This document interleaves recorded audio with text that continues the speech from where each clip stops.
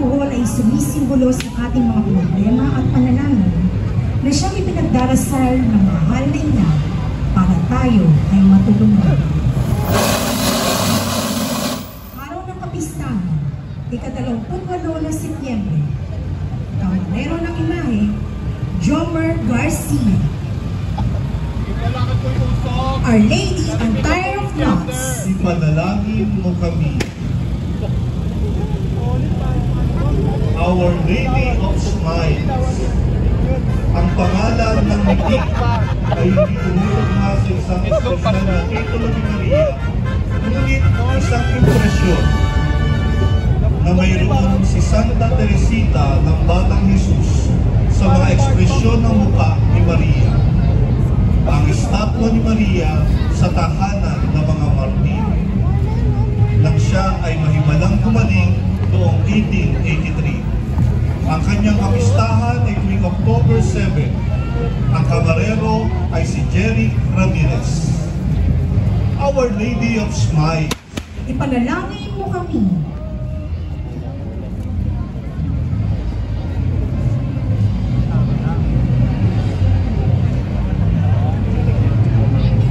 Nuestra Señora del Santísimo Rosario de Manaoac.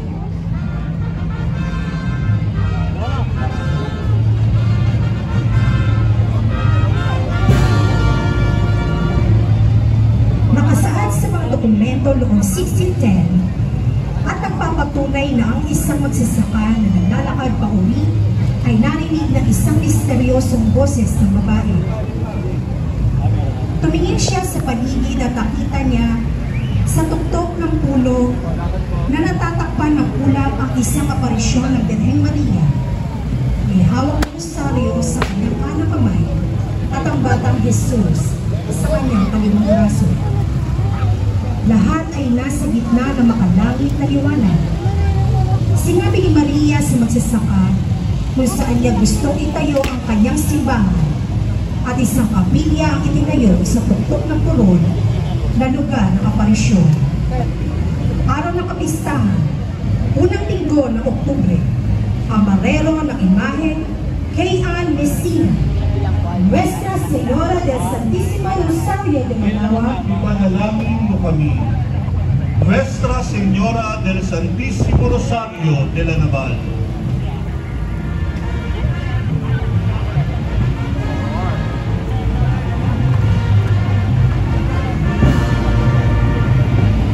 Mahal na ina ng Santo Rosario ng Lanabal de Manila. Naniniwala ang mga banal na mananampalataya na sa pamamagitan ng Birhen sa ilalim ng titulong ito ay nakatulong upang talunin ang mga sumasalakay na pwersa ng Dutch Republic noong mga labanan sa Lanabal de Manila noong 1646. Ang kanyang kapistahan ay tuwing October 7. Ang kamarero ay si Herbert Calala. Nuestra Señora del Santísimo Rosario de la Naval. Ipanalangin mo kami. Nuestra Señora de Barangay.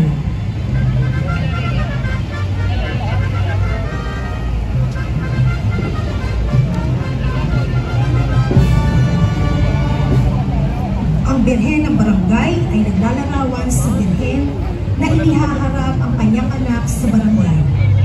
Ang Birhen ay nakasuot ng tradisyonal na balintawak na may pula at dilaw na tapis sa kanyang baywang, habang ang bata ay natatakpan ng mga lampin at may hawak na rosaryo. Ang Birhen ay nahaharap na nakatayo sa ulap, umaaligid sa isang mapayapang barangay malapit sa dagat. Isang parungkit na pinagmula ng sistema ng barangay sa Pilipinas, isang komunidad na naninirahan sa mga pamayanan sa baybayin. Araw ng kapistahan, tuwing ika-16 ng Oktubre, kamarero ng imahe, R.C. Blanco. Nuestra Señora de Barangay. Ipanalangin mo kami. Our Lady of the Miraculous Medal.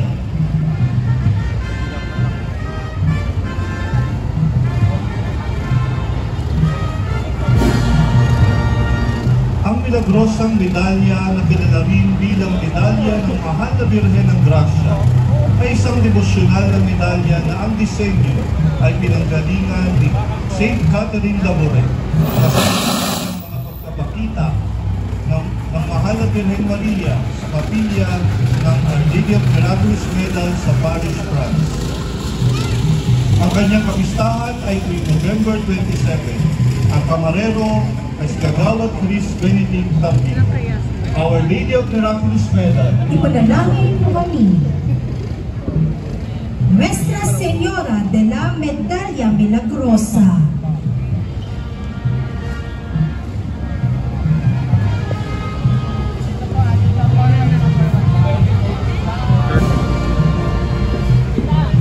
Ang Medalla Milagrosa ay simbolo ng debosyon at pagmamahal na kinikilala ng simbahang Katoliko. Ito ay isang suporta para sa mga naghahanap ng isang biyaya, para sa mga nahaharap sa isang mahirap na oras ng buhay, o para sa mga taong nais lamang matandaan araw-araw na sila ay hindi nag-iisa at may isang walang katapusang mabuti at mapagmahal na ina na sumusuporta at umaalalay sa kanila. Araw ng kapistahan,